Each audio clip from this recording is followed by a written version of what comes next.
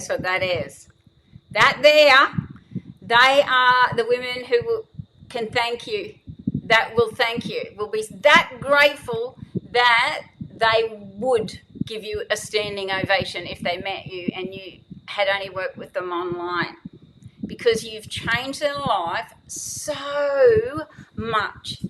Everything on the inside of their body, as feelings, as thoughts, as beliefs, as what was true before, that when they were internally suffering, and what is true now when they're not.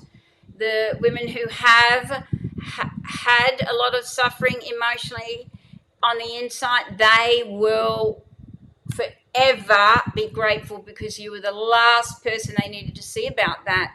And so these here are women who get this kind of appreciation and thanks from the women they facilitate, this amazing new process, new way, if you will, new psychology for women. So every time they think of you, it'll be because you've impacted their life. But what a lot of people don't understand is when you impact a woman's life, a ripple effect occurs, right? Up to 8,000 people will be directly influenced by her. So if you change how she's interacting, if you change how she's being her, if you bring her to who she was meant to be more than who she's been, then she still was going to interact with those 8,000 people. But the benefits of that, like the transference and the power that, and what, by her being free, on the inside, the ripple effect is really different, and that's what we get to see. So just showing you that this can be you. And that was my last live event that I showed up to, and they are transformologists, so they really do appreciate having such a tool, because they themselves are clients too. They themselves have had their own breakthrough, and they are the evidence of it, and they role model that. So imagine, right, a global movement of everyday women able to reduce suffering for women. Ready women, not just every woman. It has to be ready women, because it changes them. You can't, still have one foot in the door. No, I want to suffer. It gives me attention, but they want to not. So for those ready women who've had past events that are painful, or just been given hand-me-down belief systems, which is what we're going to talk about tonight. Who would wonder what I mean by that? What could be a hand-me-down belief? You might have been raised with better the devil you know than the one you don't. I have a great grandchild, and I can tell you what it does to you when you become a grandmother, let alone a great-grandmother. You understand you have a ripple. And it's already in place. It's already going. It's already passed down part of it anyway. And to get to have access to internal harmony on tap. That's the dream here. That's everything we're doing, is to get this to be known. So it is important work. Everyday women that just are already got what it takes, which is just a really big caring heart, a real good moral compass, and wants to make a significant difference, not just sell stuff, not just do things that don't really stick and last. Like, they've got that level of understanding. If I'm going to facilitate it, I want to make sure it's win, win, win, win, win, up the line, down the line, and where can I most be utilised to do that? So they are the women I'm looking for. Believe it or not, sometimes just, an empty nester looking for something, and then suddenly she comes across this and she goes, holy dooly, this is like the purpose that I could really wear and embody, because I truly do care about women and I want to set them free. And by the way, I happen to need a bit of free setting myself. It is important work because really, ultimately, life's just too short. We're not meant to suffer like we do, like we think. It's even noble in some society because everybody's meant to hate people that have money, for example. Yet everybody complains they're broke, but you hate the people who have the money, so on. So why would you be given it? What could you be making happen as well? Because we want to look at your influence, your power, because if you're the sad thing is most people don't use their power, and I don't mean masculine power, I don't mean ruling over people. I'm talking about a power that is in every person as a potential. It's a power where you lead yourself. You're a good human, you want to not cause damage, and you just want to make the world a better place. Tormenting our own minds like we do, it's normal. You're not unusual. When you beat yourself up, it's just that what you perceive others see of you and think of it is what you then see of yourself, and then you do the same thing they're doing to you, but you do it to yourself, right? That's what we want to stop, because it's become the norm, but it's not normal. What if we break the cycle for us as the facilitation people rolling it out? And what if we broke you through, and then what if that's what you do for others? Imagine the ripple effect of women healed and transformed, and even girls maybe when they turn 18, they don't need psychology, they don't need to get that bad.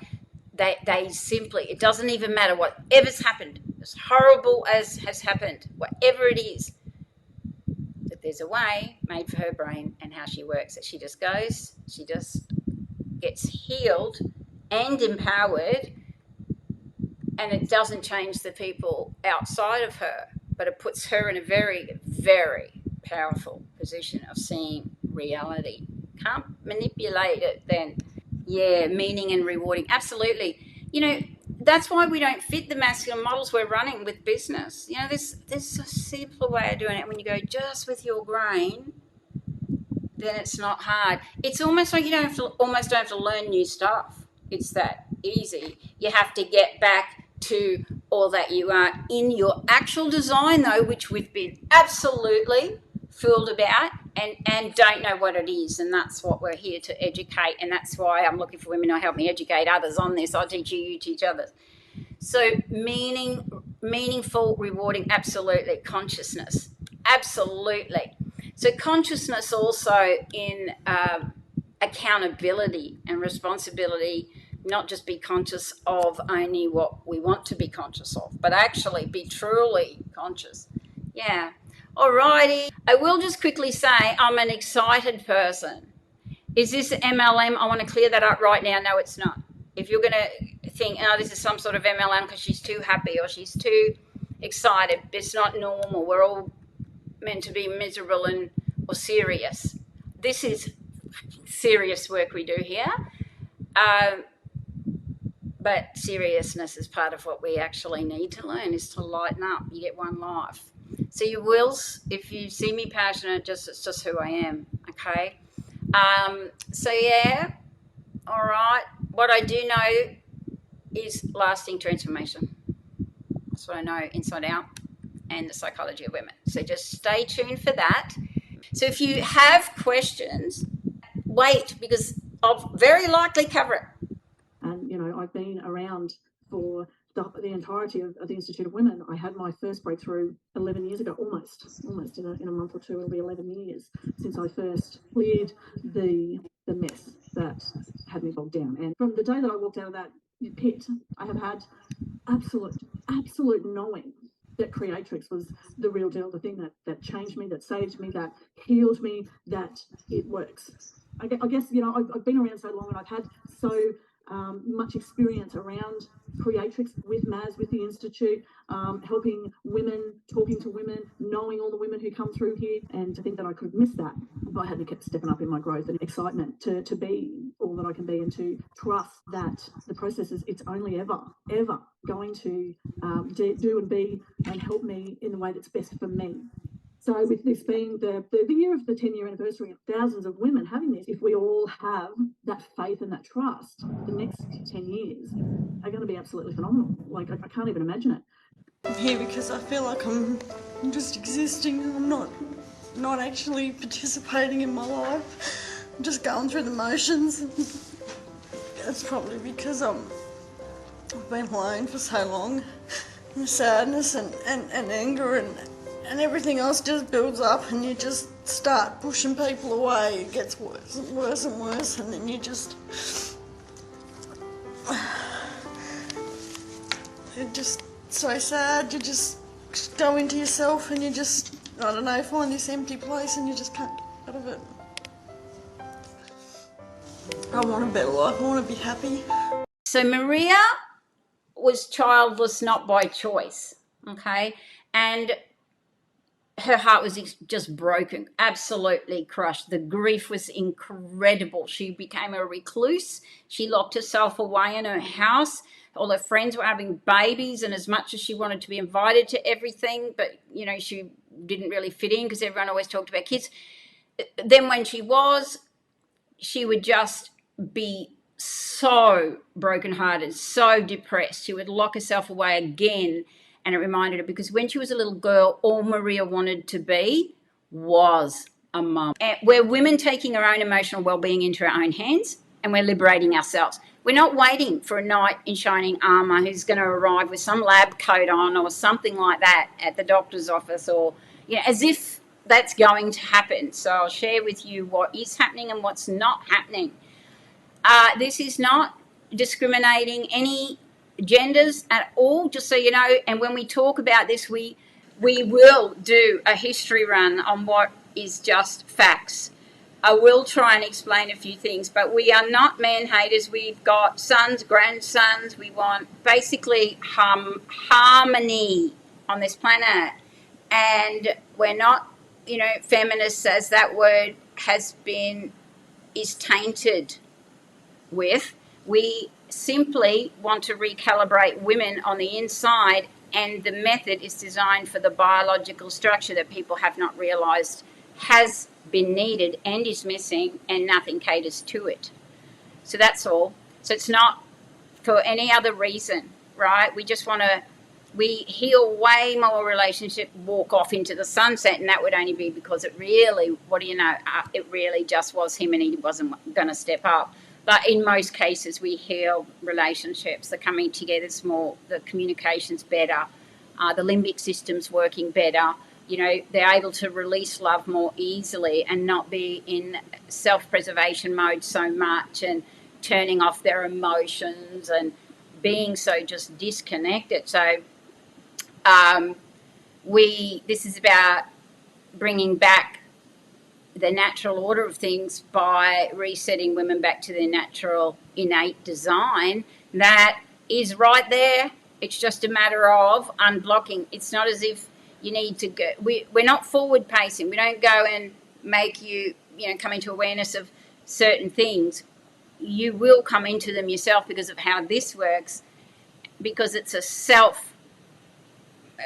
self-resolving method, and it works by just needing a facilitator to sit there and know how to guide women to that. That's why you don't need to know what you possibly are afraid that you need to know. You being the person who can take it forward, you need to be out of your way to do that. You need to be out of the way, but at the same time loving it, enjoying it, creating a legacy. But if the focus is about you, ironically, this kind of work, legacy work, doesn't work. Legacy work gives you lifestyle as a consequence, as a blessing.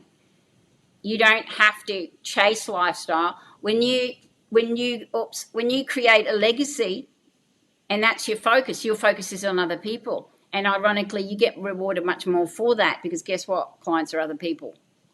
So I'll be sharing some female-specific and deep understandings, some in layman's terms as best I can as well.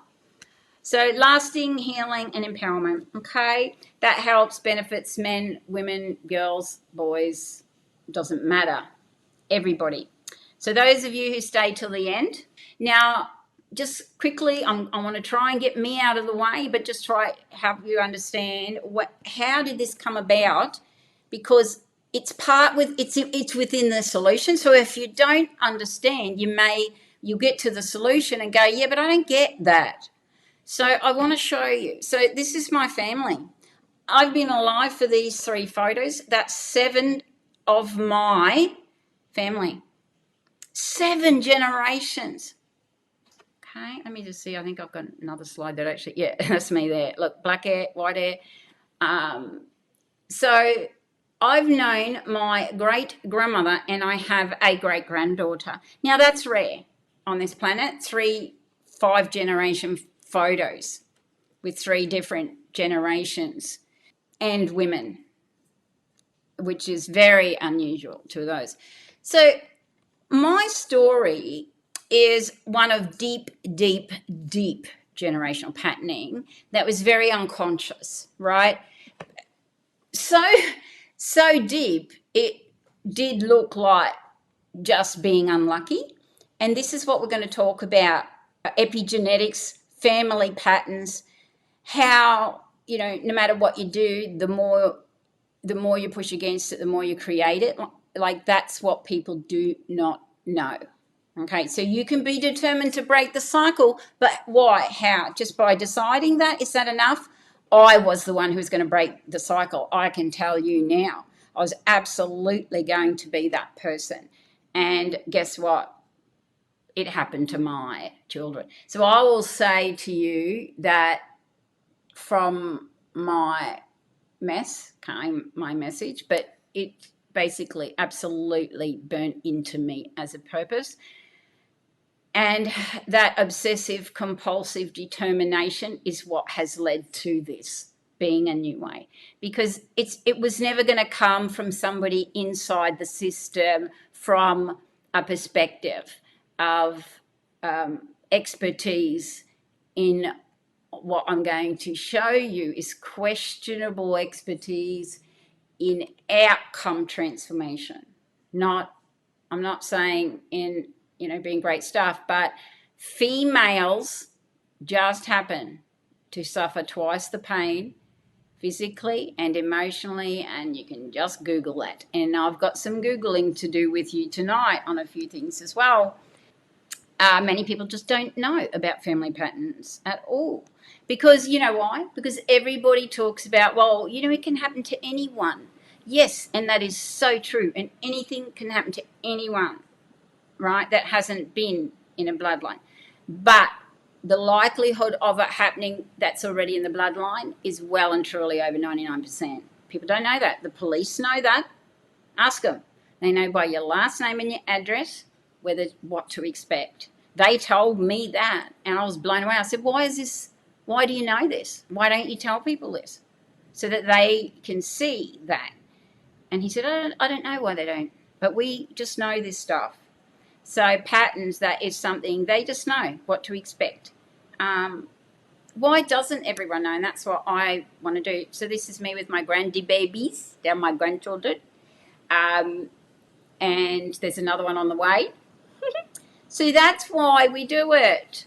Because sometimes if you're young, you don't have children, but you wanted to have children, you might be an auntie. There's something about being a grandparent, or shockingly, as I did, realizing, oh my God, I did not want to pass on the cycle. I stood against it. I fought against all of that stuff. And yet, on my watch, it happened anyway. And then people will say, yeah, but all babies are born, cleaned out, don't have it. No, they're actually born with the predisposition to experience a similar life. Now, that just sounds woo-woo. Bear with me, okay?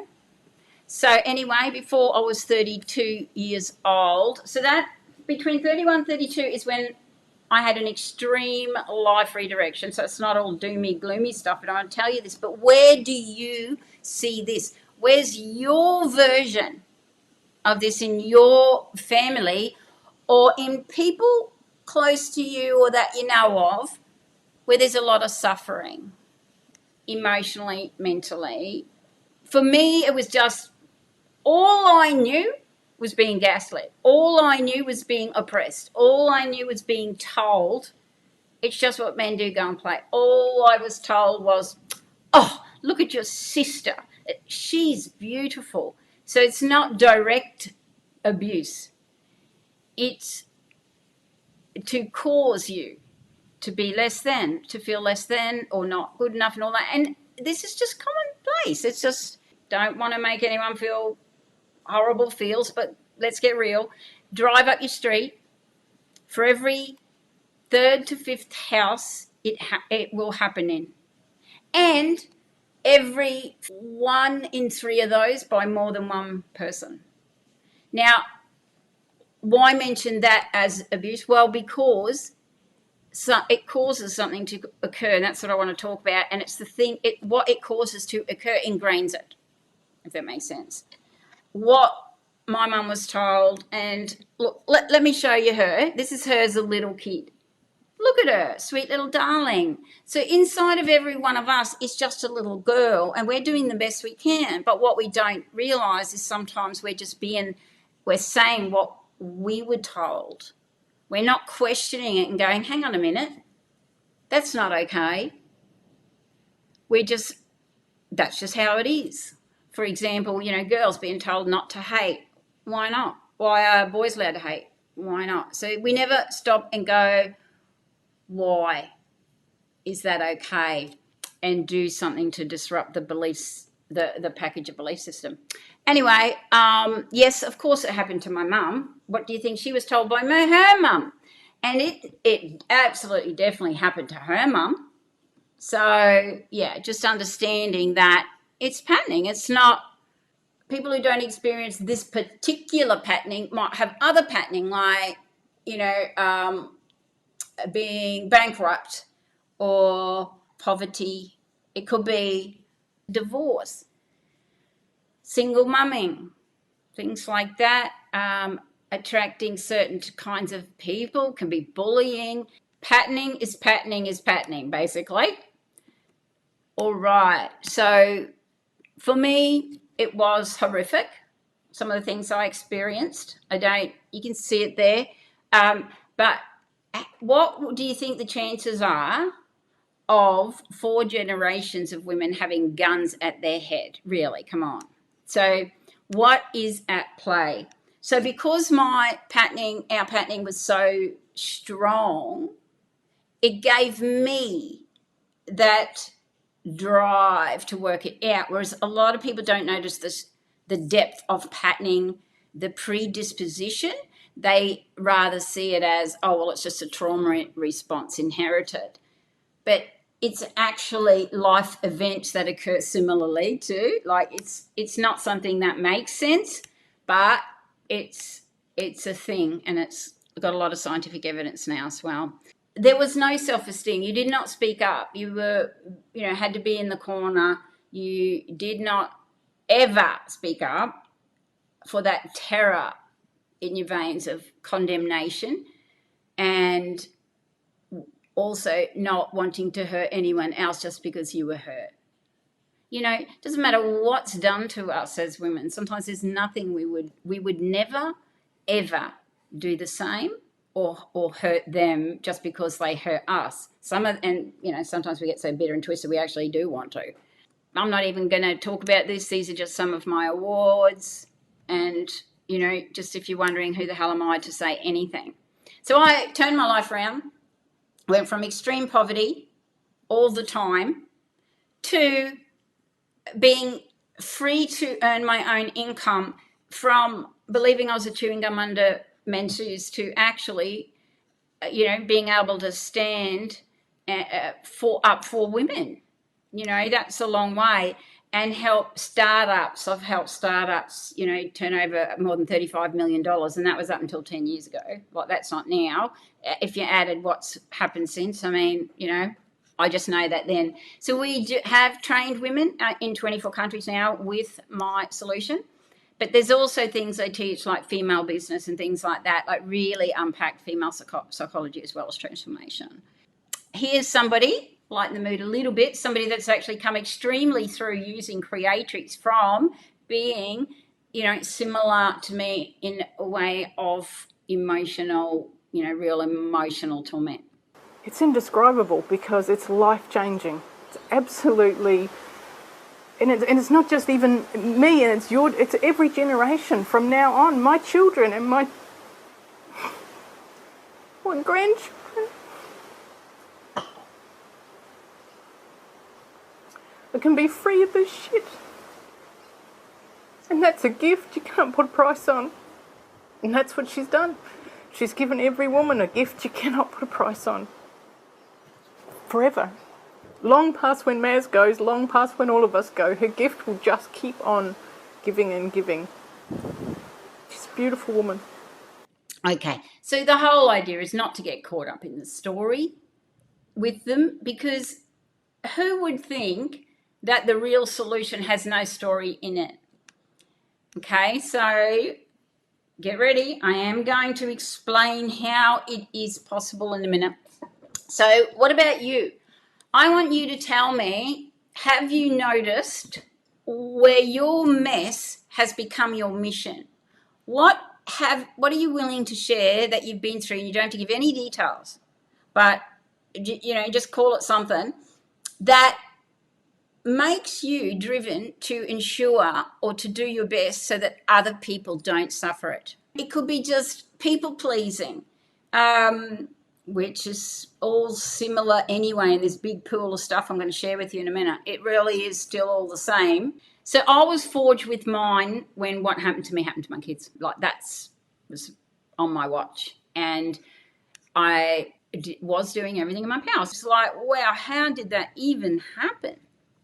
So the thing is to ask the right questions without belief systems that are limiting and say, hang on a minute, I had been around for so long and realised so much that I knew others didn't. And it was like when I'd bring people into awareness, they wouldn't even know it. They're like, oh, is that a thing?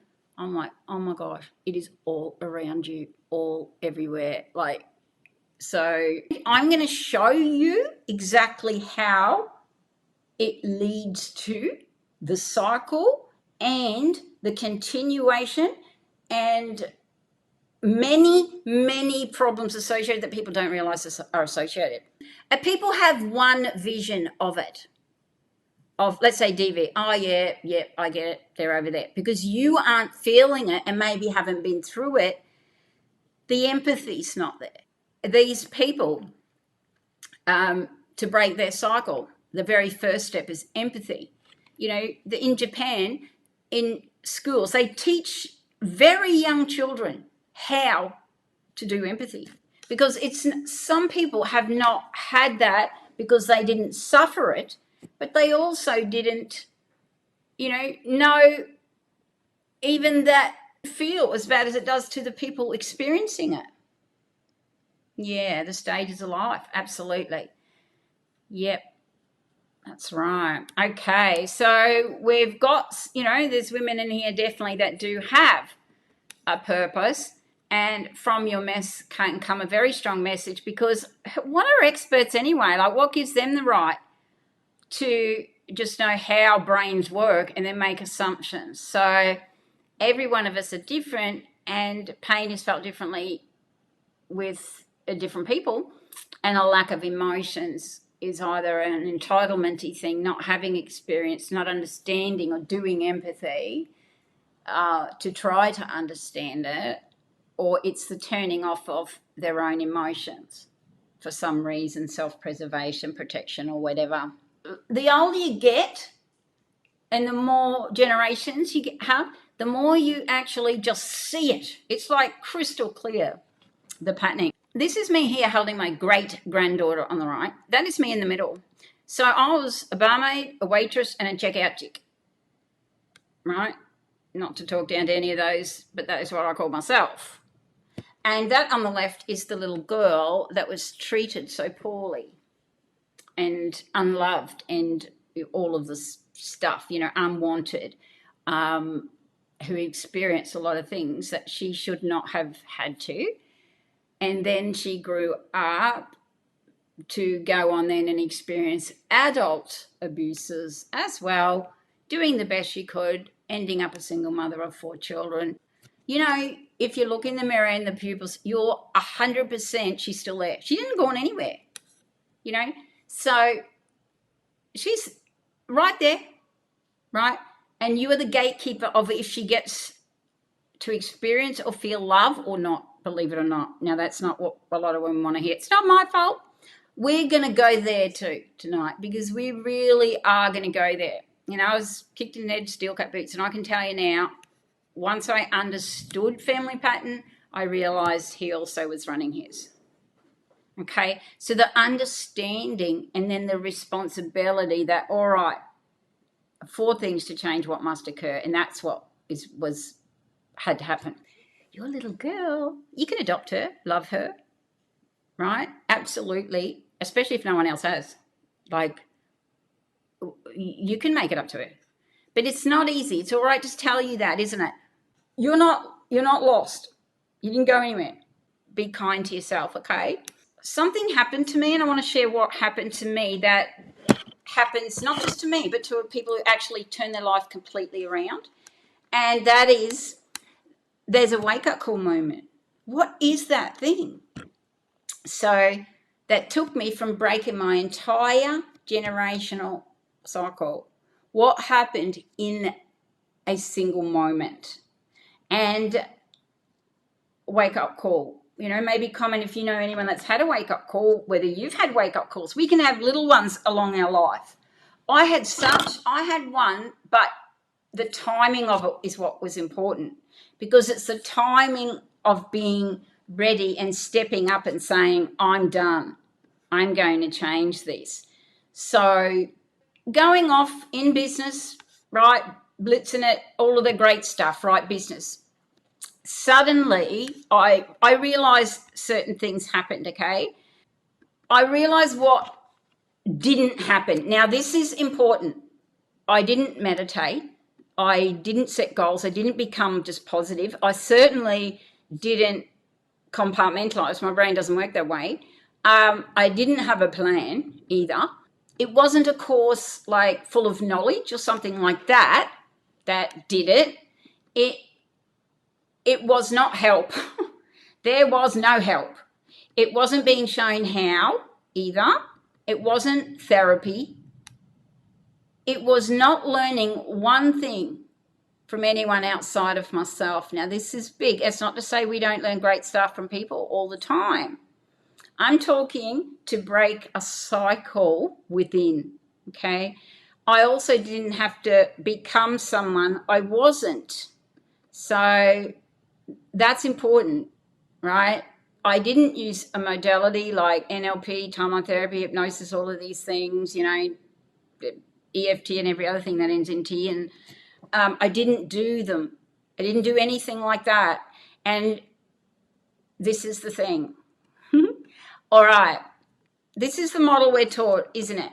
To change your life, you get a life coach, or you go and get therapy, or you go to a positive psychology person, and you're told to do.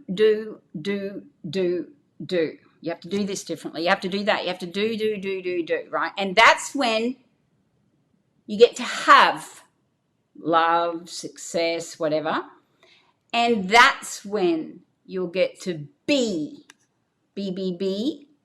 successful, be happy, be at peace, be valued, be respected, and all of the stuff. What I realized was how hard it was for the thousands of women that I was training, as well as thousands of leaders, and on 5 continents I was traveling and training and teaching. So it's not this. This is the masculine universal taught system. I even wrote a book on it because I thought, but you know, it's very hard to admit to yourself that you don't do what you teach, because everyone's telling you don't tell anyone that, because you must be doing it wrong then, because this is how it's done. It's never questioned. So every success book of all time, the greats, are all written by men. So that's okay. It's just that they assumed all are the same. And that's, and that the brain functions and motivates and has the kinds of hormones in it that cause that to be a thing, a way that we could do it ourselves. So we're all striving. So we, the whole planet is running pretty much this model, right? If you want to be successful at anything. So this is the typical institutional model, right? It's, this, it's goal setting and all of the stuff. That's never ever questioned. It's the way to achieve, okay?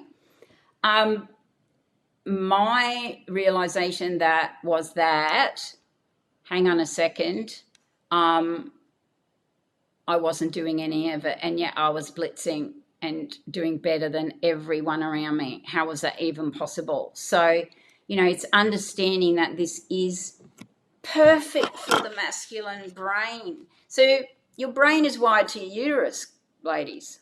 It just is. It's wired to your uterus, and hormones are the fuel. Right? So to assume that all of that's going to work with you is to not understand just our biology. And you would be extremely forgiven for that, because guess what? No experts know it either. Right? So what's coming out of all of this? Well, what does work? Okay? And what I did realize. So it's not easy to grasp. So what did I actually learn though? So at this point, we're talking 20 years in. We're talking being able to see the data of startups up to 10,000 on a spreadsheet, month in and month out. We could predict, sadly, okay? And what I was seeing, because I've conducted over 830 live women's events, right, over that time. The psychology of women does not change with the internet, with digital, with AI. The psychology of women, it can be manipulated, but at the end of the day, we are what we are, not we are who we are. That changes. You can change all that, okay? So interestingly, I was always called a fluke, almost like put down. And yet I was having to train the people who couldn't do it, who were running the male models. Like, why? How is that even possible? They said, don't tell anyone, you're just a fluke. So that is a gaslighting done innocently. You're a fluke. You're less than. You're not good enough, okay? But you must teach what is right and is expert, and they know more than you. Who do you think you are? So this was the typical thing that I bought into. It's really easy, isn't it, ladies, to just buy into it? Well, if they think that, it might be true. And I'm an accountable person, so I'm going to believe you and ask, how can I be better? How can I be better? So that's how women can end up also probably being very successful, but pulling back when they suddenly feel less than, that they're not doing it good enough. And yet they had it all along, but they couldn't understand what the formula was that they were doing. So this moment happened to me. I was on this trip overseas, and I'm sailing the Rhine River, sipping my with a bunch of girls. And I turned around to them because I was going, why do so many people fail? And they said, Maz, why do you care? Can you just enjoy your own stuff that you earn? I'm like, well, not really anymore, because I actually don't. 10 years in or whatever it was, and I'm like, yeah, good, okay, I've experienced money, endless, do what I want, money's not a problem, no more abusive men, all of that stuff. Yep, okay, great, experience the other side. But I had been on the other side for so long that my heart was... So that's what led to, and I'm going to share with you now, right, the research mode that happened from that. It all sounds like it's someone else's story, right? It's not. It's every woman's story, or it leads to a deep, oh my God, okay? It might be what you want. You might want me to give you the 7 steps quick here, just gimme, I'll run away and it's going to make me successful or, be better. But that's not what you need, even though it's what you want. The research was ridiculous. I did walk away. I walked away from $27,000 a month. The pressure of having to teach what I wasn't doing was making me no longer feel congruent, and I had a problem to solve. Why was personal development so awesome but not sticking? Why didn't they change like I did? And I'm only sharing with you, at this point I didn't know what it was. So that's why it's not in here. It makes no sense. When you look at research, I think it's 22% or something of actual research dollars goes to women, and yet between 52 and 55% of all psychologists and psychiatrists are actually female. However, when they put their reports, their white papers up for citations, there's no one to citate them because they're choosing female issues. No one wants to do it, and there's no one to do it. So they do not get the citations. It's something like 20% or something like that get through, which is sad because the rest get through. There's peers and they're talking about as if everything's won. But the women are learning and realizing and wanting to talk about that. There is a hierarchy here, look, in the scientific community, whether you like it or not. Yes, there are equal numbers of women in there. There is not equal numbers in change because of it. That's the truth. I was so shocked. I'm like, surely. I'm not trying to depress anyone because we do have a solution, right? Some of them are waking up, but how is that, creating the change? The questions that came from the research was actually bringing me more questions instead, like further away from what I thought might have been a simple thing to do. What did come out of it though was, oh my gosh, my family patterns was everyone. It wasn't just me. So those women are trying to prop up all the time in business, like prop up, constant revert, 3 steps forward, 2 steps back. So where did everything we know originate? Everything. So, for example, when I ordered the DSM-5, the Psychology Bible, I'm like, all right, before I dare read this, I want to know who wrote it. So then I went and looked, okay, so 12 men and 1 woman. So where did she get her training from? The men.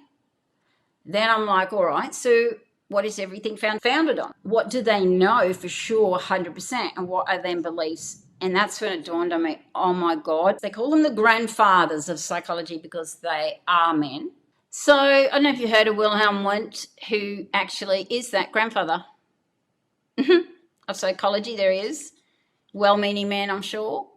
Mostly worked on women, as they did when they started developing psychology and mental wards and, mental institutions and so on. But, crazy history, ladies, like really, really crazy that everything's built on top of that, okay? So these are the brains here. There they are. There's the males who every single thing we believe in this industry about how minds work came from them. And then on top of that, so everybody wrote books who studied these theories, and it went from that to that to that to that to that. Now that's, a lot of people are like, oh, that's just silly. Well, it's actually just fact. It just is what it is. I saw an interview on an annual Psychiatric Association conference in 2012. So the president at the time was John Oldham, and they were at a conference in Austria. And he was on TV and he was interviewed, and the interviewer asked him, so how do you know mental illness exists? Like, how do you create these? How come the book's growing of psychological illness? He said, oh, well, every time we get given a list of symptoms that are the same at least 500 times, we assign it a name. And then we send that to the labs and we say, this is the cluster symptoms. How do we stop the symptoms from existing? Not what causes it. Never asked. It's not asked. It's not a question. And could there be anything other than going to a lab? No. Even on Insight, all of the psychologists, and in the end she got the psychiatrist, I think the American president was, or something like that, said, what needs to happen for this crisis? And she said, we need to heal somehow the emotional connection. I'm like, duh, doing it every day. And, obviously don't fit within that system of respect because they know it all. So, they only know what they know, and they have a way of valuing intelligence, and it's only one sort of intelligence that gets assigned value. So anyway, so that's interesting. Don't you find that interesting? Just symptom clusters, right? And he was also asked at that conference, how do you know? Where's the evidence? He said, well, why is this the only area of any medicine that does no test? And he's like, well, so that means all mental illness is the perception of human to human, or human self. Because the symptoms must be told, and that's it. So this is why you see, narcissists manipulating their own psychiatrists so that she's still wrong, So, yeah. So when you combine no help's coming, no one's realised there's a problem, then you look at, well, epigenetics is what they have discovered, but they're looking, oh my God, they are looking at 50% egg, 50% sperm, gives you a whole blueprint, and then the blueprint is the human 50-50. That could not be right, and it only takes common sense to work this one out. It cannot be right because of the female factor, which I'll show you in a sec, okay? So if epigenetics is true, and they certainly have evidence, they even have evidence now, up to 14 generations in, I think, silkworms and whatever. You got to have something that can turn over that quick to have the evidence. But it's where they do have the evidence, life cycles, generations that turn over very quickly, it's there. I mean, even on Current Affair, there was a little boy who had a particular cancer that the only exposure was 4 generations back. There had been none since. So can things, play out even more later? Thanks, Rachel. Yeah, absolutely. So, did you know? That's right. Women were weighed because of a belief. You see, they needed something to blame for the weather. Why people's children might die at birth, it must be a curse. If the weather and the crops, superstition, and then the patriarchy capitalised on that as a really good reason to knock off a lot of women, 15% of witches were male, called witches. There's no evidence of a witch even exists, right? You got to understand. So, anyway, so they set up these weighing stations that would weigh like cattle and weigh, seeds and whatever in these little towns set up all over. They went nuts in Europe and they set up these weighing stations and they weighed women. I mean, what terror would there be if you could possibly be weighed and consider under what they said, men said was a weight of somebody living, too bad if you're really, really poor and couldn't eat and you were shown to lose weight, because they would go, she's living on herbs, she must be a witch.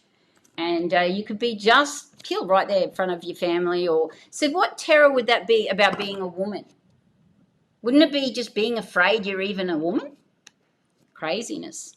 What about weight issues now and eating disorders? I mean, could it be that when women get to goal weight, they can't understand why they flick and sabotage themselves and feel a sense of, oh my God, I've got this desperate thing to go and eat and get fatter and then be calm again, but not happy in herself. So I don't know. I could be full of shit with that, absolutely.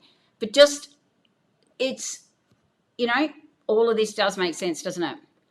So who's feeling this? Who's motivated by it?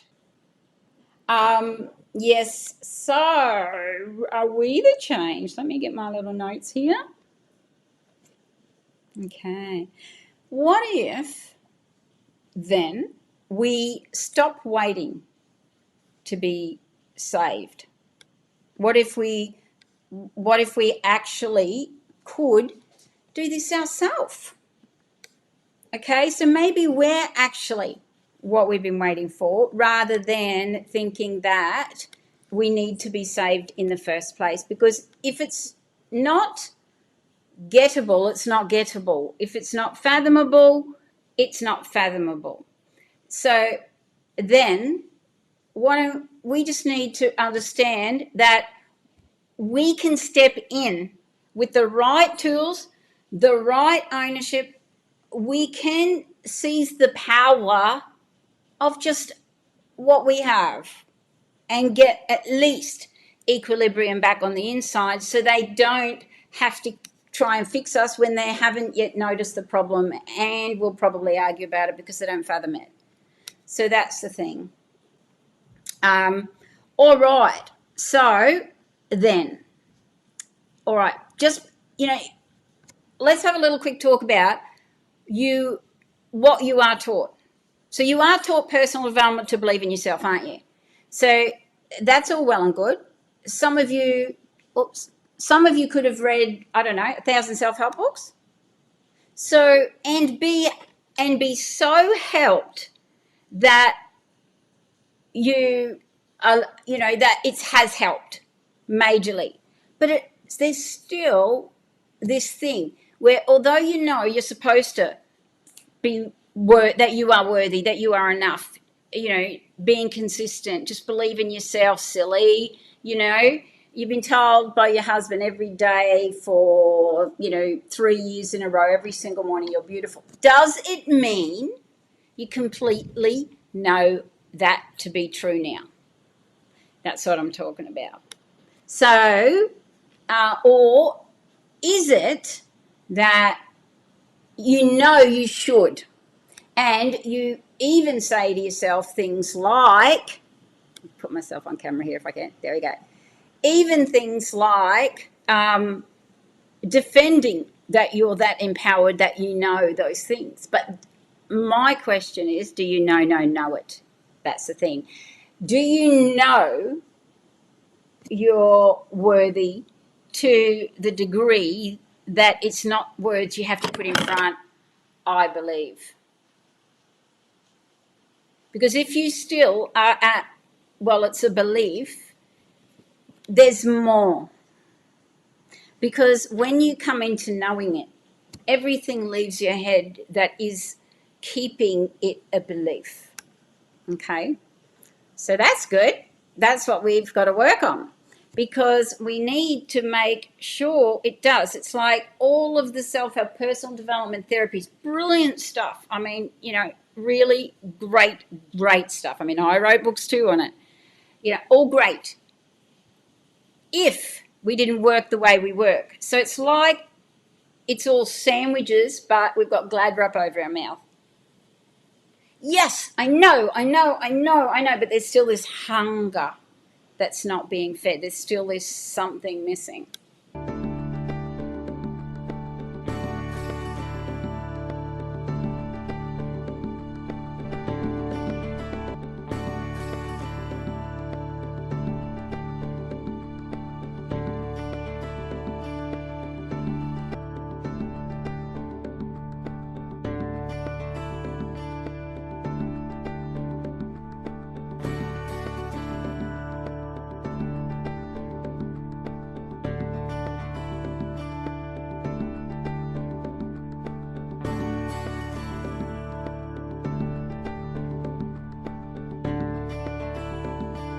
there's a ton of innovation out there, isn't there? But I want to ask you, you know, how much in certain areas? So if somebody's trying to be an innovator, to look for a new, better way, if they learnt in schools where wheels were the main way you achieve something, then everything in their perception seeking answers will be from within the box of wheels. And that's the problem, is what I'm trying to say. So what's really changed? I mean, I won't even go on about the duck bill. It's never, you know, that they use for women gynecology, where that come from, or the fact that it hasn't been innovated. But at least it is good now that they're at least disposable, I suppose. So yes, it's why do we not ever ask or even notice this vein, that we run with a vein and that's it? That's the vein, that's the innovation's allowed within that vein. I literally was just my mum. She was her mum. She was her mum, and so on. So the female I want to talk about in a minute. But did you know only a very short while ago, I mean, 6 generations. Like I said, I've known 7. So my granddaughter, you know, if that were me at that age, looking back, 5 generations, 6 generations ago, and our generations are only 20 years, most family generations are 30, that a marriage license was a bill of sale. And you can argue and think that's feminism to even say such a thing. It's just fact, okay? And it was so that the seed could be passed on, a man's seed could be passed on, and this was the way they could ensure it. So they would, you know, sign that agreement with her and so on, and their name passed on. But so understanding that is not very long ago. In the whole grand scheme of things, epigenetically, that's just yesterday, okay?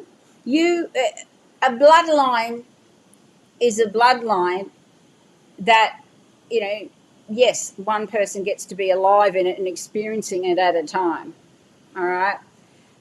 Or a few together, but, right, just if you can see it that way, that each generation is a little blip, then you'll see we're not that different from these times if you were to question yourself and say, why do I feel such terror, you know, at times? Why am I so unsafe? Well, that if you really think about it, this is not very long ago at all. So if they went through these things, the trauma that happens because you're female. So I know everybody goes, but, you know, we're equal now and women are empowered now. But I want to ask you this, because do men ever understand? They don't have to, or do they? I don't know. But the perception of what it must be like to be the weaker sex. Now, I'm talking about physically weaker. I'm talking about smaller. So it wouldn't even matter if you were empowered. You'd be very naive to think, a man over there, if he wanted to, couldn't call upon his muscles that tighten a bit differently to ours to cause more strength. Let's just get with the program that the only way they could ever know is if bigger, stronger beasts roam the world. They will never get it otherwise. And they had to love them and give them what they want. And because, you know, it's true that, you know, you go on dating as a woman, meet a man online. You are thinking, will I live tonight? He's thinking, what's she like? So that's quite a thing. That's a big difference. We can deny it, we can whatever. But it is riskier being a woman. It's riskier to safety. Her nervous systems become so, from history then, where it has been abused, right? And that hypervigilance, we've come away from trusting our gut is got our back. Our gut is already there. Our gut will take care of us. We don't need to use this frontal little brain. So evolutionary-wise, don't know what you're into, but if you understand evolution, believe it or not believe it, whatever, they say that we have 3 brains, regions, that the oldest sits on the top of the spine, right? And that's your instinctual brain, wired all through your nervous system into all that you are, connected to every single thing. And that is instinct. Gut instinct, the same as, if you're walking along a path and you think you see a snake, you instantly, your body communicates, right, and sends all the blood out into the extremities of all the organs, sucked out in a millisecond.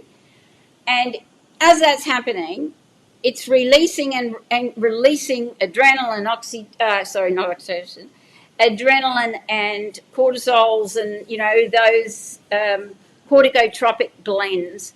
And they are stress hormones. And what that causes, that response could be any stress response. Any of the stress responses could be triggered in that moment. But you do release the exact same proportion, even if it turns out to be a stick. Your body, while you are perceiving it's a snake, it may as well be. And my question is, while we're perceiving what, we've throughout history has happened, and seeing through such terror, such, even to the degree like if you were deemed a witch, they would torture you until you dobbed in another one. It's because they were said to never be alone. So over those 300 years of doing that, women also ended up buying into it and were throwing each other under the bus. Because they, for survival, at least I don't have to die alone. And so then they turned women on each other as well. So then you have all of that stuff in there. It's all stuff, isn't it? Interesting. I find it very interesting anyway. So, yeah, the foundations that everything's built on, I don't know, if you go and have a look, everything from family constellations to, coaching, all coaching methods, all business, NLP, men, businessmen, psychology men, medicine men, expert science. Yes, women are standing there, but are they? Are they even aware? So, yeah, that's all that means. All that means, if you truly get it, is that we can do this ourselves, maybe. Maybe we don't need it to be that way. Okay. So, all right. Help's not coming anytime soon. Okay. In the redesigns of methods, the redesigning of stuff to fit our neurobiology. There are no peers to review this. Can I say that? They can't fathom it, even the women. But what we're getting is phenomenal. And we just need to get it out there because we can't rely on approval, right? As far as safety goes, this is 1,000 times more safe than talk therapy as well. Just basic talk therapy's way more unsafe than this because that's a part of the design. So we're going to start discussing men's brains, women's brains, and how they're very different from each other. Now, I want to start with men's brains. All right? Now, men's brains are very unique. Men's brains are made up of little boxes. And we have a box for everything. We've got a box for the car. We've got a box for the money. We've got a box for the job. We've got a box for you. We've got a box for the kids. We've got a box for your mother somewhere in the basement. We got boxes everywhere. And the rule is the boxes don't touch.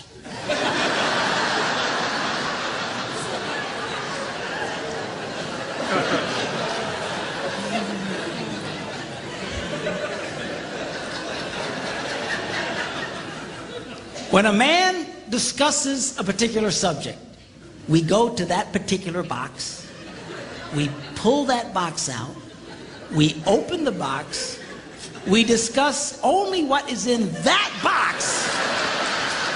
All right?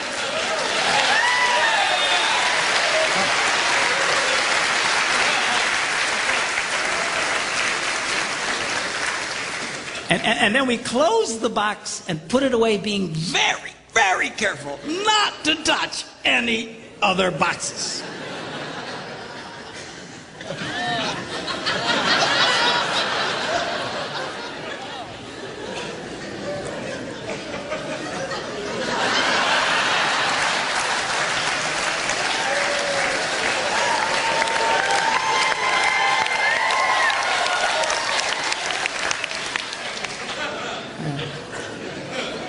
Sorry, my Catholic upbringing got in there for a minute, but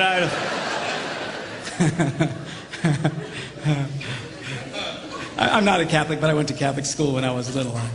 I had a nun who taught on hell like she was born and raised there. I mean, I'll never forget it, but it did me good, actually. It was a good thing. Now, women's brains are very, very different from men's brains. Women's brains are made up of a big ball of wire. And everything is connected to everything. The money's connected to the car, and the car's connected to your job, and your kids are connected to your mother, and everything's connected to everything. And it's just like...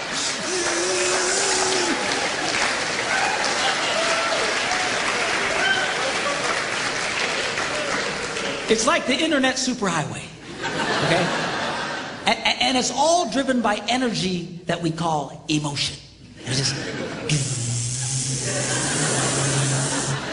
It's one of the reasons why women tend to remember everything. Because if you take an event and you connect it to an emotion, it burns in your memory and you can remember it forever. The same thing happens for men. It just doesn't happen very often because, quite frankly, we don't care.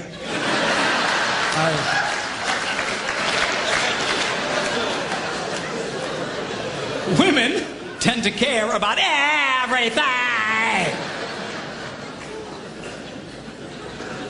And she just loves it.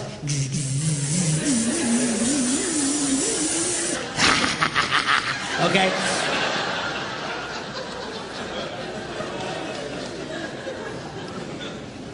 Now, men, we have a box in our brain that most women are not aware of.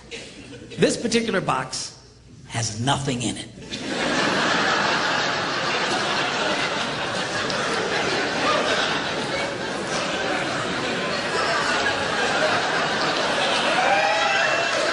It's true.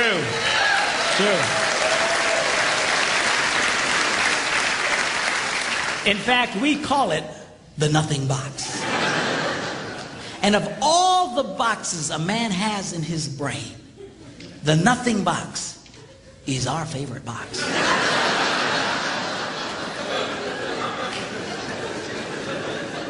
If a man has a chance, he'll go to his nothing box every time. That's why a man can do something seemingly completely brain dead for hours on end. You know, like fishing.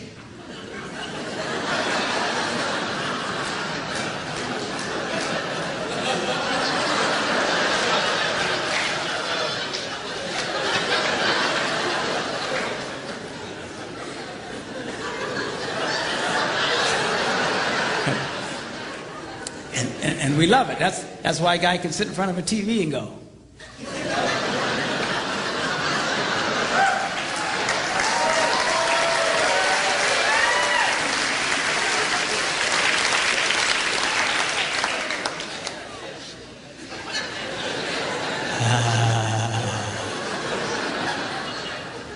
It glows. Of course, this drives our wives nuts because they'll come up and say, "Stop that! You can't possibly be watching anything!"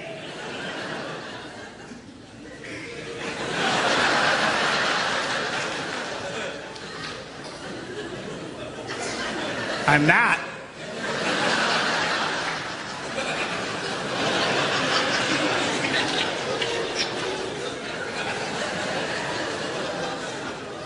Go away.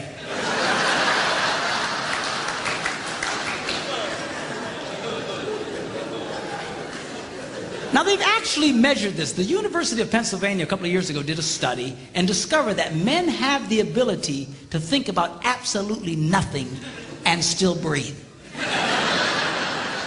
You know, they connected all the wires and stuff like that and watched the brain activity. Then all of a sudden, I think he's dead. Huh? You know, women can't do it. They can't do it. Their minds never stop. And they don't understand the nothing box. And it drives them crazy. Nothing drives a woman more crazy or makes her feel more irritated to witness a man doing nothing. The nothing We're box allowed to is our laugh favorite box. at the sex difference if it's a comedy show. We're not allowed, though, If a man has a chance, to take it he'll go to his seriously nothing box that every it time. relates to mental health, it relates That's to how why a we're man dealing can do with something life, seemingly completely human brain being. dead for hours on end. None of those You know, questions like come out fishing. of it. That's the irony of that. That he can have thousands of people in the audience. They all know we're different. Everyone knows we're different. Everyone knows.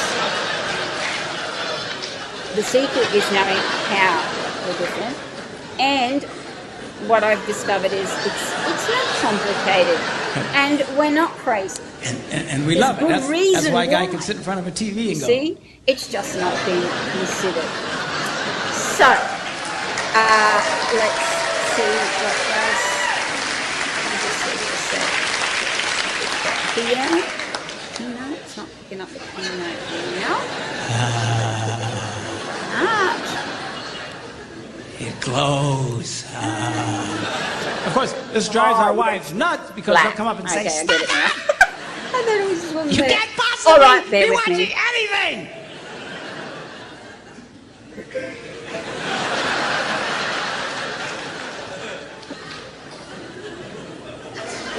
I'm not.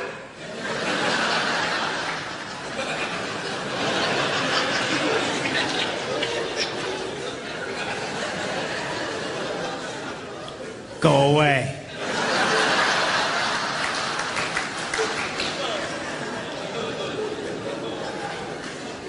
Now, they've actually measured this. The University of Pennsylvania a couple of years ago did a study and discovered that men have the ability to think about absolutely nothing and still breathe. You know, they connected all the wires and stuff like that and watched the brain activity. Then all of a sudden, I think he's dead. Huh? You know,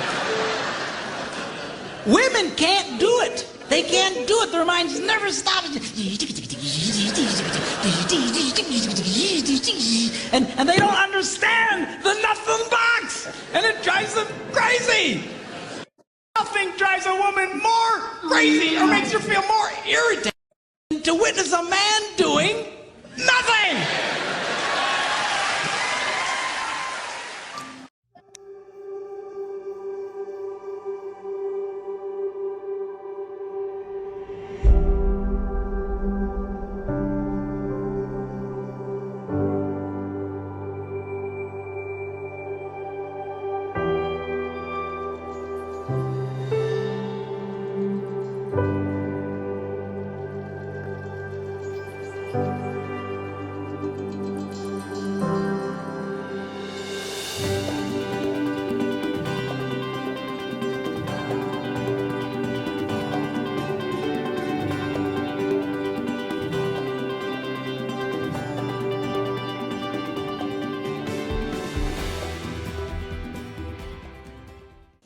So, look at this.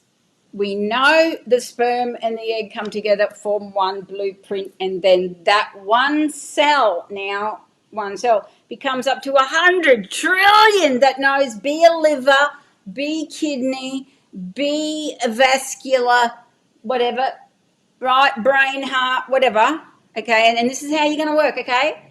You don't need to do what I'm doing, you do what you're supposed to do, and blah, blah, blah, whatever. And it knows also, put the knobby knees in. Come on, we're from this bloodline's got knobby knees in it. Make sure they've got freckles. Well, make sure also it's got the same predisposition story. Make sure it's the same things that are sort of going to happen to keep the self being the self, because the self is genetically and epigenetics. So epigenetics mean an instruction told to the gene on how to express itself. Be healthy, be unhealthy. Cause this, don't, cause something else. So it's an interesting science. But what I'm saying here is women have a much bigger power. This is our power right here. So you were an egg inside your mother while she was inside her mother for 4 to 5 months, being fed by your grandmother's umbilical with direct stresses affecting there. So this is how you're very tied into the bloodline, undeniably, because your unconscious mind is the one that creates bloodlines, so it must understand them. And so that means whatever your grandmother experienced, you basically got the stress of in the through the umbilical into the cell development, into your flesh, into what will become flesh. So that's, you could say, well, it doesn't matter, there's no proof. It may not matter. But what does is the fact that we've made something, built it on the premise of this stuff, and blow me down if it doesn't work exactly like you would have thought it would, because of these things, breaking those patterns. So that's what I'm getting to, obviously. But try and see the bigger picture, that it's not silly. It makes more sense, right?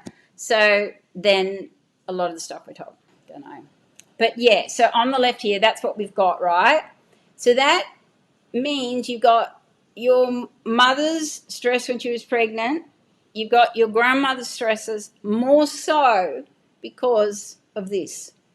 So tell me this. If you do any personal development, any therapy work, and it doesn't respect what does know this, like the engine room of our uterus, we're not just conscious. You don't sit there and go, well, I have to goal set this baby and work my plan my work my plan, compartmentalize. I can't do it all today. No. Outside of your awareness, without breaking a fingernail, nothing, a baby is created. So is there a part that's wiser than you? That knows all of this, that men would never know, because they never had to need it, did they? Why would they need this program? Why would they need this level of unconsciousness? Why? If it's not ever needed. That makes sense as to why Oprah Winfrey, about 10 years ago, on her show, got a head scientist, and they went head to head. And she goes, why don't you test on females? And he said, because you can't. Like the cycle. He was adamant, and they never got an answer. Every time she said, but you need to, he said, but you can't. That was it. There was no solution. But you can't. You could not get through to that man that there could be another way than the only way they knew, which was measuring in the devices that they had to measure in. So, okay, could you have, what about that unconscious realm of information? Superconscious, conscious, unconscious. Conscious is being aware in the moment of reality. That's conscious. Being aware of what is happening with you in this moment. And you can only activate full consciousness for no longer than 5 minutes of any 24 hours. So what is running you? What's making that baby be of this bloodline? What's turning one cell into up to 100 trillion with different jobs to do? What's putting in there the predisposition? So we do know it can change. That's what's great. Epigenetics is like, woo, it means we're not our DNA. It means we can change. But how in a lasting manner is the real question.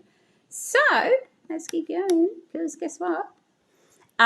Your DNA isn't your destiny. It's really the message. So they do know. Like, look at this. That Time magazine's quite old. I remember getting that when it was in the shops.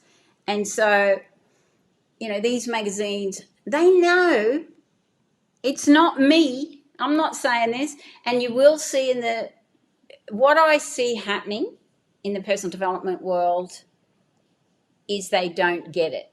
They say, oh, we're changing beliefs, so we're changing epigenetics. If I change your belief today, just your belief, then you've epigenetically broken the pattern. That's nowhere near enough. There's, what about the perceptions of self within that moment? What about the perceptions of others in that moment? What about the perception of the whole world? What about the perception of all of my future? That's a package of perceptions. What about my beliefs? What about my thoughts? There's a package. If you're just only going for just the belief and a reframe on the belief, that is what? Well, which reframe are you going to have? Are you going to have how you're seeing yourself in that moment? Is that therapy about framing how you see other people in that moment? Is that therapy pure? Is the facilitator not giving an ounce of their opinion from their belief system? So, yeah, there's more to it. And I'm just saying what runs us 23 point whatever hours a day is unconscious. Could it, that runs the program, be where we just tap in there but consciously? Because if you don't know it happened, so number one, you have to consciously make a decision to change and give it permission. And it's not this is not hypnotherapy, this is unhypnotherapy, because we're hypnotized to totally be buy into our own belief system. So we've got to unweb ourselves from the ancestral, heal the stuff so that we're no longer predisposed to have to go through that thing, to carry forth and be of that bloodline. So, yeah. And this is why we do it. We do it for these little folks. We do it because who is going to? If no one's caring enough to go there, who is going to help them? We could just let it keep going. Sure. Which is, we're doing the best we can to help them, aren't we? Especially as mums, aunties, nanas, and whatever. Like we're doing the best we can. And doesn't mean we're failing, doesn't mean we're bad, none of that stuff. But the best news is they're not destined just because we were and didn't know how to break that cycle more than by just pushing against it. What you resist persists. Anyone notice that? The more, because you're adding, I was adding anger, I was angry. I was angry at what had been done to me. I'm like, who do you think you are? Like, you don't do that. That's not okay. You don't do that. You're not going to do it to mine. I'm going to etch to protect. And so the fear, the protection, the anger, the, payback stuff, all of the stuff we go through is just all, doing the best we can. So there's no blame, nothing. This isn't about any of that stuff. It's about the future. Just because it was doesn't mean it should be. Just because we've been doing it that way doesn't mean we just keep doing it that way. We're independent decision-making, autonomous beings. It's one of the privileges of being a human. It's making choice. And for some humans, feeling responsible if you could make that change while you're alive. So, our very nature, our original natural design, okay, if we could see the root system as being all of ancestors and our bloodline, right, how we know we're of this bloodline, what has history done then in that keeping us good girls, if you will? This is how you be a girl, or this will happen to you, or you're bad, or you're wrong. So being made wrong, history has a lot to answer for, and I don't want it repeating, even I'm happy for the good bits, obviously, but that this stuff has to stop. Now, we do this to ourselves as well. So the byproduct, even as we're changing, as we're becoming empowered, could we be shoving our root system into what should be to be a good girl, expected fear that I better look good on the outside. Look at my beautiful branches. I'm just perfect. So therefore, you'll like me. You won't reject me. You'll leave me alone. You won't hurt me because I'm being a good girl. Is this making sense? So suppression, oppression, repression. So oppression from history is other people pushing us down. We're gaslit by society, each other, and ourselves to ourselves. But history gaslit us already. You already inherited less than and not good enough. But we do it to each other still, and we do it to ourselves, and it's got to stop. It has to stop. And then how can it stop? By healing it. Suddenly you see it for what it is. And then you can deal with it, because the fear and all of the fear of being abandoned, left alone, because when you're stuck, it's hard to hear this, because you'll go, yeah, right, but still they could leave me if I spoke up. But actually, when you get the wisdoms that come through with something like Creatrix is just an education method. It's just a university where every woman can go, or if you want a school where every woman can go and just allow self to undo itself. It's now picked up the missed lessons from history. Okay, but this here, when we're really this, is the problem. See, we need to change in here. If we change in here, everything changes. Did you know the irony? And this is why people who see Creatrix online, they're going, oh, there's got to be something going on here because it can't work like that. And then when people experience it for themselves, they're like, hang on, I wasn't even in that story. How come I'm now different? How come I feel different? How come my problem's not there? But we didn't even go near my problem. Oh, my God. And that's that. I don't know if you see any of our stuff. Oh, big thunder. I don't know if you see any of that stuff online, but our stuff. But there's these silent moments when a woman first opens her eyes, because she's not opening her eyes because she's hypnotized. We're not telling us anything. She's focused to get the job done. There's a job she has to do in there. And so she just gets it over with. That's why her eyes are shut. And she, as this like pennies drop in there, then it's like before when I said personal development, like eating sandwiches, but we've got glad wrap on our mouth and it doesn't get through.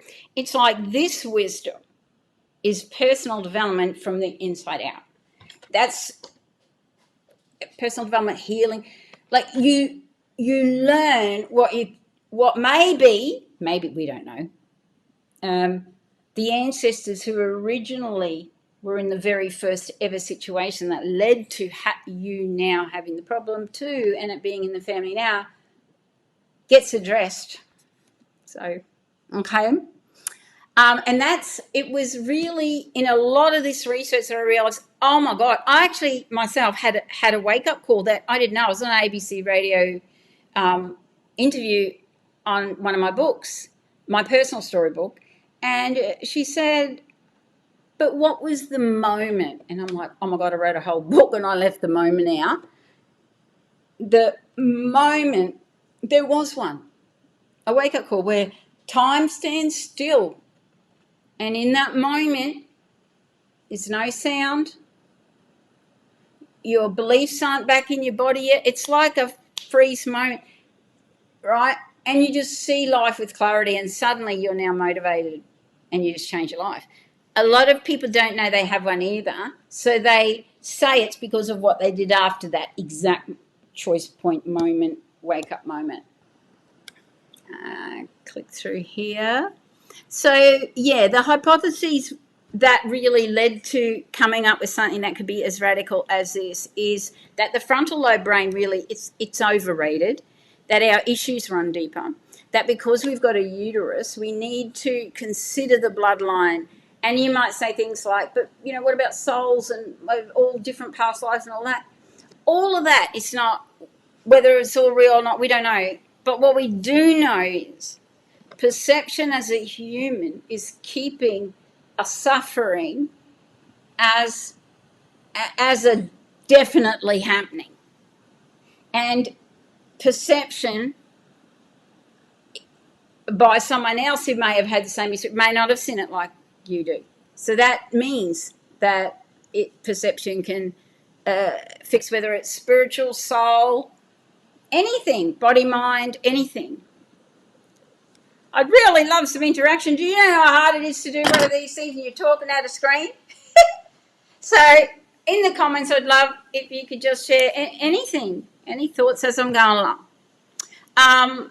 And we're more powerful than we think. We're so freaking powerful that we could even do this, right? Heal ourselves. Doesn't matter. So everything at the end of the day doesn't matter, but you can't just walk in and tell people that, because the method's created on this and it works 100% of the time and it doesn't come back. And it's painless and it's safe, safer than anything. And it's built with all of that. So it doesn't matter at the end of the day, but it's quite revealing that it does work. That's what's really, really, really interesting. Okay? So Creatrix is like that wake-up call moment, a reperceiving, resolving, healing, complete, all that we are, whatever we are. I'm sure we'll find out more that we are that we don't know yet. Who do we think we are? Mere humans. And so that led to creating a bloodline healing method, but isn't a bloodline healing method, because that would be the wrong perception to have, because that's not understanding that we just needed to access the wisdom, and it's done within wherever it is coming from, and it's got to be done within this framework that would never harm itself, would never give itself, not the deep unconscious, will never. Its job is to protect you. It's not going to allow that. It's not going to allow anything negative. And it's important that the facilitators of this adhere to staying out of it, adhere to making sure they do it how it's made, so that we continue to get ridiculous results that no one could do. No one can do what we can do, that we've seen. We're certainly welcome to try and find out. That's right. They don't focus on the female side, Rebecca. And to be honest, they are still adamant, even epigeneticists. All research is done medicinally in labs, can I just say, as well. No one's looking for an organic way solution. But they don't consider that the incubator, why is it an incubator? Why would you call it just an incubator, even still? Like, hang on a second. Talk about undervalue the uterus and the power of a woman's body. Not saying each of us are almighty powerful and we're better than anything or anyone. I'm saying our design is extremely amazing, powerful, and deserves just at least respect for that. Because without that, there is no planet, life, people, on it. So we devaluing ourselves is a crime against ourselves, So let me tell you, the wake-up call elements that were needed to be in this are timelessness, observer-only mode with a belieflessness as well. Can't have beliefs. So the facilitator needs a butt out if she's got them and she needs to address them, and we do in my program. All faculties are suspended, no filters at all. So faculties is all of what makes us beliefs, thoughts, values. Now, the biggest beliefs that are the biggest problem for women are not what they think they are. They are not just less than. There are many others, and they are hidden as virtuous, and they are assumptive. No one outside of self can teach in this method. You must butt out. So anyone just want to go and teach everything they know, our women are more concerned for the result of the other person. And it's easy to do that. And you can still teach a lot of what you know, because once they're cleaned out, they need to know things. But they need that first. Creatrix comes first. And I'll show you why in a minute. And a decision is made unlike any other. A decision comes just before it as well to change. And so this is why facilitators are taught about that, because it happens just before. If you don't decide that you're willing to do whatever it takes, like even if you changing, you might have got yourself in a situation where you tolerate people's shit. So those people might need addressing, some might walk away. You might have all new friends before long, things like that are more positive, more supportive. Some people can't be bothered because it's called secondary gain. Well, I better stay like this because, I'm on the NDIS, or he babysits, or someone babysits the mother-in-law, better stay with him then. Things like that. So we make sure that they will do whatever their gut tells them to do, because we're ripening that gut instinct. They're going to feel that even more, and that's what women want, isn't it? Because then you can let go of thoughts. You don't have to worry about keeping yourself safe. You can trust, and you learn again to truly tap in and listen to your own gut instinct, because it's already got you back. It's the not listening to it. Values realign, thinking shifts, and wisdom is realised. So even if sometimes it appears to be something you might have read in a book one day, you knew that book stuff was good. You knew what they said was good. But did it go in, be interpreted, convert to knowingness or not? And why not? Because your conscious mind read it and your unconscious mind resisted, allowing it to change you, because you had all beliefs around it, assumptions and stuff that actually makes you dig your heels in and hang on to it. No, so that's its job, is to keep you the same of whatever you tell it you want through belief systems. And the reticulator activating part of the brain, which is it's called the RAS, it's assessing everything all the time. And out of 2 million bits of information you are literally exposed to every second, it's what decides, by you programming it, and maybe epigenetic or sort of programming, you can only notice, even at the best, 137 bits of that 2 million.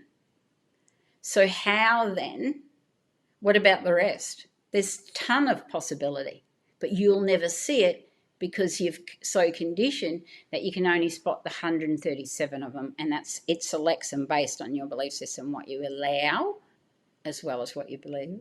And it breaks a cycle no matter where the cycle started. So you might say, well, I don't know where it started. I don't really see it much in my family. Well, it could skip generations. Who cares if it even started with you? The process works, so it doesn't matter. So the byproduct is you don't have your problems. Your perceptions change as a byproduct. You're not even in the story, but as a byproduct, you get the transformation. This is what is really happening. So the sustainable model for women, it's organic, it's natural, it fits us, it's just a wake-up call. It doesn't require experts who know brains, because the only brains they know is universal anyway. And who cares where it comes from? Who cares why they've got it? Everybody cares about that. And it's a process-focused way. Instead of going around, what's the result? What do we need to happen? That's what's got to happen. How does that happen? How do we get lasting outcomes? No one's even asked the question. So solution is not part of why they do it. Symptom relieving is. we're cause changing, and even if we got that wrong, we still found how to not have the problem exist, so it doesn't matter. So what you don't want to do is go, how does this really work though? You're not making, well, you know what? It's not for everyone to know because it makes no difference. And it's not understood. Your brain can't understand it. It doesn't fit. But it works, so why care about the wrong thing? Knowing how something works. That's the whole problem we've got on this planet. Why? How? What if it just works? It's just not there when you open your eyes. It's not there. So a lot happens.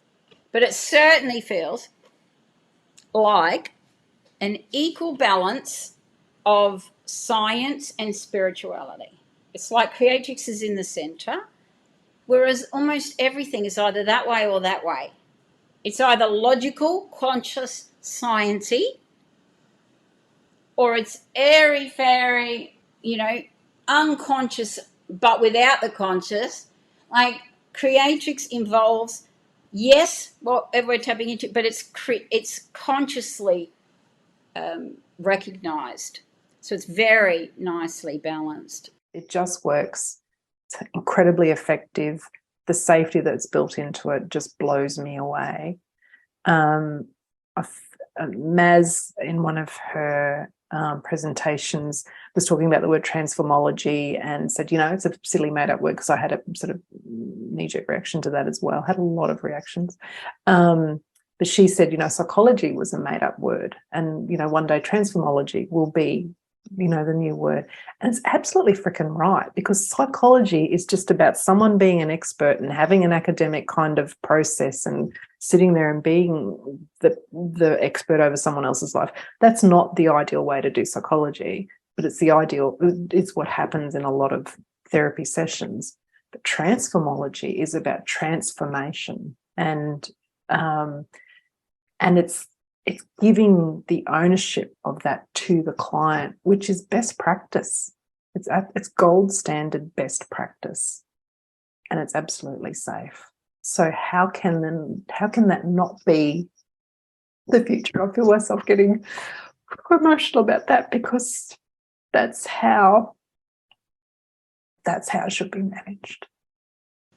Understanding trauma doesn't make you better at not triggering trauma. Why this does not matter whether someone's been through hell or a small thing is because it works with 100% dissociation anyway, so it doesn't even matter. This is kind of the evidence we're getting, okay? So a woman comes in, extremely low self-esteem. We do Creatrix, and that's her after. So statistically, we did this on 86 women, worked on the same things to test. And then you have this one here, unsafe. I mean, how many women come and just feel unsafe? They can't explain it. Like, they really aren't unsafe, but they feel unsafe all the time, hypervigilant. That stuff is easy for us. Yes, look, I'll give you a copy, Rachel, of this. I'll send you a link tomorrow and you can watch it, okay? Every time I listen to Maz speak and explain it, it's like, this is just so clever. Because I think coming from that NLP background, and the more that I learn about it, the more I go, wow, this is just so awesome. The safety measures that are built into it are just fantastic. I think for women, that safety and knowing that we're safe is like way up here. So a couple of years ago, I experienced a situation that caused me to experience acute stress and left me feeling completely disconnected within myself, and also that I no longer felt I could be a part of the world. Completing the stress response reset has given me that reconnection within myself. And for someone that has spent decades doing the inner work and doing the inner journeying, to have this reconnection within myself has been the ultimate gift. My sense of purpose and my inner drive is now back to full power, and my intuition, now that has just become so crystal clear, and my responsiveness to it is also on point. I'll be forever grateful to Maz for gifting this to the world. And if Creatrix has crossed your path and you are wondering whether you should or you should not, trust yourself, and you'll be forever grateful that you did. And is it a placebo? We often get accused of that. No, it's a placebo. Well, actually, the client does not have to believe it will work in any way, shape, or form. She can come in 100%, this won't even work. But if she just does what we say, even she's shocked. Absolutely blown away. So it's not a placebo. Interesting, isn't it? We, as the facilitator, better believe it, but we don't expect you to without going through it. You know, be the change, facilitate the change, and then create the change. Because what happens is they come into awareness, realise things, don't ever see it. Well, you can't sort of go back and see something away. You know what I mean? When you learn, like if you learn to tie a shoelace when you never knew how, then the old frustration of not knowing how to tie the shoelace, where do you go to find that old frustration? It's not there. You've evolved. You know better. I have to say that the feeling that I get when I'm creatrixing someone else, I'm so involved and so excited and listening and watching her face light up. It just is the most beautiful thing I've ever been able to do in my life. My business has got up sky high, and it feels so good to feel confident and just knowing, feeling in my whole body that I'm worth it and that I can achieve anything I want to. I have been trapped for 2 years, sitting home doing nothing but research. And now I found all my solutions at the end. What a great gift. I don't think that there could actually be any words that I could say to see those people. I know how much I hurt. Yeah. And to see those people in the same way as I was, and the fact that I did it, and then to see them move forward and feel so empowered, it's just unbelievable feeling. For 9 months, I had client after client after client, and they're all referrals. They're all referrals. So every client came to me and she referred a new one. So, and that's still going on now. There's so many beautiful people out there that have hearts, and once they realise that they can help other women the way that we are every day, holy dooly, when this goes off, it's going to go off. Everything that I need to run this business is available in the portal. You know, I ran a webinar with all of the stuff that was in the portal. It's so well laid out. It's phenomenal. Knowing that you have literally changed someone's life. And you send them out into the world and you go, just be. And it's wonderful. And I want to tell every woman about that change can be possible for them as well. Where everything comes from matters. Where everything comes from matters. If you want to write anything down, write that. Where everything comes from matters when you go about your life. So if you look here, I know, a bit primitive. I am going to get these done professionally and make them in a good order and make sure everything bloody works and whatever. But, right, so that's you in the middle, okay? Your central core, your empowerment, your no issues, insecurities, core central is matters. And I think you see so many people chasing lifestyle. That is very you, not others. Fine. You can do that, but if you want to get beyond yourself, you help more people because they're not you, they're others. So lifestyle chasing is very much about you. It's very me. There's nothing wrong with it unless you want to help more people and you want to leave a legacy and you want to break patterns for other people. So yeah, this is basically what has to happen first. So, you know, the rest comes from that. So if you change and you care and you just care to reduce suffering through the tools you have rather than empower, because people need to heal before they can empower. We are the solution. That's what I believe. See, the difference between female and male brain, they look the same, but the flesh, the actual material is slightly different, because they've noticed that when you put the cortisols onto the female brain, it's like acid eating it away. So the female has to release oxytocin, is the price she pays. That's sad. It's reality. Because we have to water down the stress hormones so that we don't self-destruct. And it gets all used up the wrong way. It was meant to be for massive spurts at birth. And you don't see that sometimes, do you? Why not? Oxytocin generator's tired, exhausted, used its resources. So, to turn love back on this whole planet would require healing the pain. And that can't be a bad thing. I do not know how it would ripple out and affect the men and the whole world, but it would. It has to. It's an alternative. Look at this. So if we can have you be as a healed heart, be in the moment, not be in your frontal lobe, just enjoying life, not overstressing, well balanced, nervous systems recalibrated, emotion regulations back at its set point. Yeah, hormones will fire it off as the month. It's meant to, okay?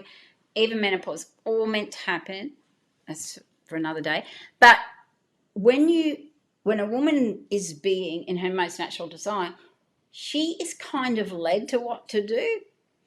And then if she does what aligns with her way, even maybe in her cycle, if she's still got a cycle going on as well, doing the activities required for the external, the internal, the all of the different things she's going through, then she gets to have a legacy, because we don't actually want for that much, do we? We don't want for things. So if we're being in a state of love, we're a love fucking generator and we're a love magnet. So getting in that love space is what I want to help women do. But it comes by healing their hearts, ladies, because guess what? All happens in us. So I've got to move quickly now. Everyone liking the sound of this so far? I mean, it's pretty big stuff, right? You can't just jump to it. It's too big information. It sounds like you're just corny, and it sounds like you're just trying to sell the impossible. If you feel you're born to change lives, like you can't explain it, but you got that sense, right? It doesn't matter where you come from. No judgment here. We don't do that here. Where you come from doesn't matter. Your morality matters, because you could do this out of integrity. So I guard it with my life, because we want women. I want you to be successful. I want the people you help to be successful, and I want Creatrix to last beyond us. So if you want 100% results, 100% of the time, with 100% of the women you run through my screening method and then do it, you'll be able to even offer a guarantee. You'll be able to, depression, anxiety, and PTSD, they're nothing for us. If you want safety and outcomes, they have to be a high priorities to you. Otherwise, you won't, do your best. And you've got to be accountable for what you are doing. We don't have expectations. Like, you don't have to work this. You can just do it for your personal development and whatever, but also then be able to facilitate it. Because for me to be involved give you all of that time and everything like that while trying to grow this, I do ask that people just simply have some intention to help other people. That way I make sure that I've got the right people around me. So humble heart, humility, integrity, open mind, all really important to me. And you want to empower yourself and others in a deep and lasting way, not just band-aiding, right? Because you can band-aid, you can go and do cheap courses, you can learn you can get them from my books, but they don't stick. They are temporary, and that was why I created this.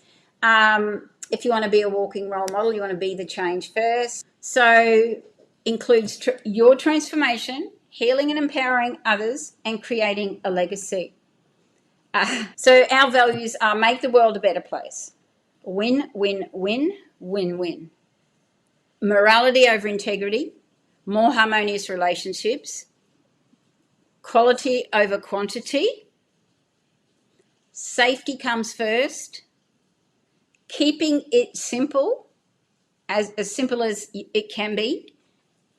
Females are the solution. So you do see that your work is, right, we're going the right direction, and that you are willing to face any sabotaging stuff you've got, that we can help you, because we just Creatrix it here. We don't take anything personally, and we don't expect perfection, because we're going to be there to make you look good and be able to make those claims. So you jump straight to specialists. You don't enter here as a coach. We don't coach, we transform. So we're looking for women with hearts who deeply care about the same stuff we do. We want to contribute to a better world.